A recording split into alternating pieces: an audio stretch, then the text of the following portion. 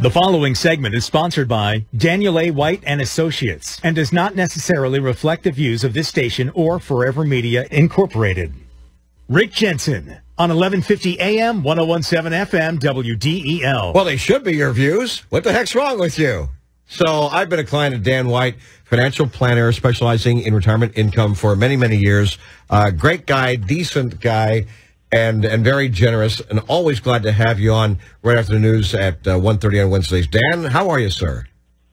Doing well, Rick. How are you doing? You've recovered from your alma mater Penn State game? Nine overtimes, and I sat through each one of them, and the ball didn't bounce our way, unfortunately. So yeah, no, it's like I said, you were there for history, just bad history. Yeah, just bad history. So. Yeah, I know. It'll get better. It always does. So, we talk a lot about,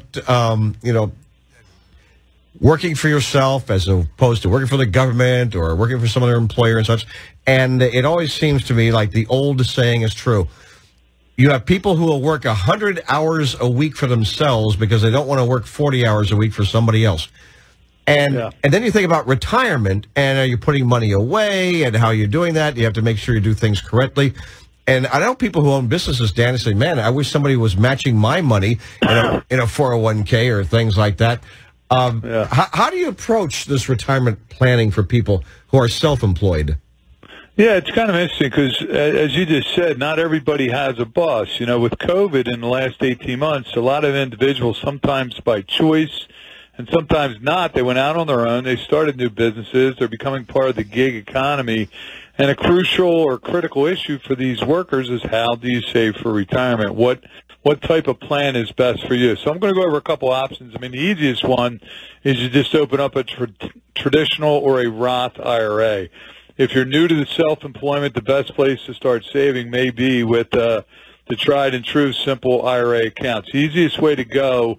It only requires you making a contribution, but the negative about an IRA is the annual contribution limits are much lower than any other retirement savings option. So in 2021, if you're under 50, the most you can put in an IRA is $6,000. If you're over 50, $7,000. So for those just starting out, that low dollar limit might not be a problem, but for higher earnings, it doesn't allow you to sock a lot away. So then the next option would be a SEP IRA plan. These are called self-employed retirement plans. They're inexpensive to adopt and administer, but they only allow employer contributions. They don't allow any employee deferrals, but they do offer a great deal of flexibility. Contributions do not have to be made each year, and the amounts can vary. And the SEP limit for self-employed individuals is 20% of up to $290,000 of compensation. So you could actually put $58,000 into a SEP IRA account. I guess that's why that exists then, huh? I mean, why would you do anything else if at least you have that limit? Well, if you're making money and you want to try and sock more away, a SEP's a better way to go than a traditional IRA. But if you have employees, you've got to put money away for the employees as well. I see, yeah. And are there fees? Does a fee schedule come into play as to why people will do one thing over another? Not really, because like I say, the SEP is very easy to administer, and you have to sign an adoption agreement, but there's not a whole lot of fees involved.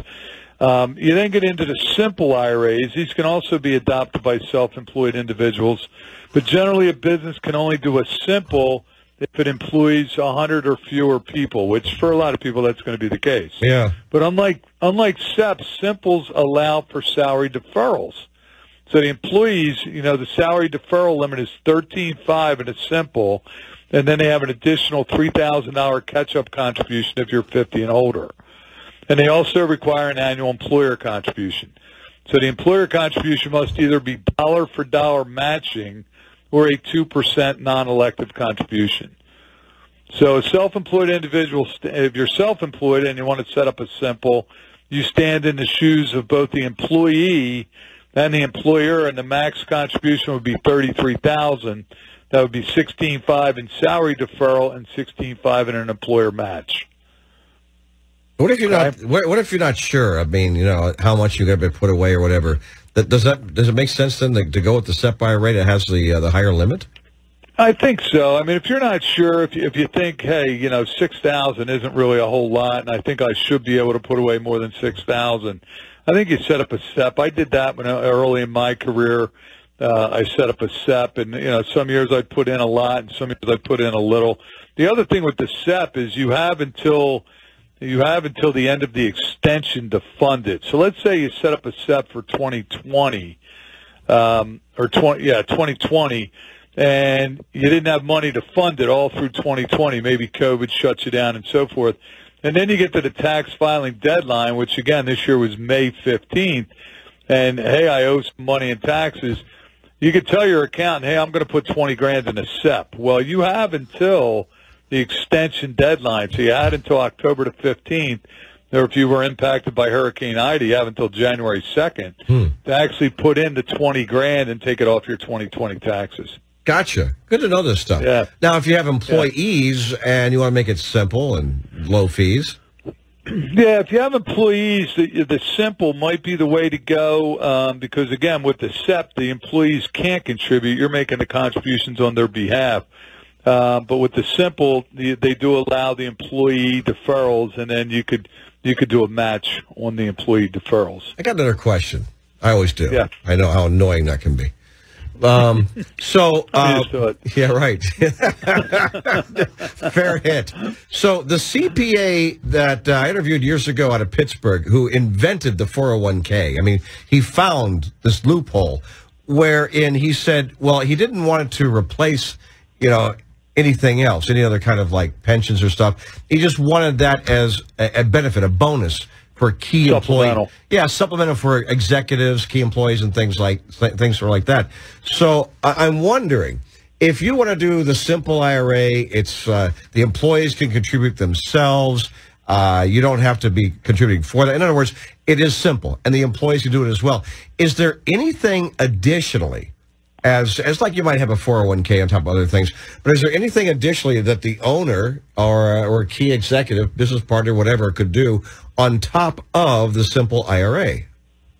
You're somewhat limited. I mean, you can't put every one of these in place because there are contribution limits. So, you know, a person couldn't do a SEP and a simple and a solo 401k and an IRA. I mean, there are limits as to how much the government will allow you to put away.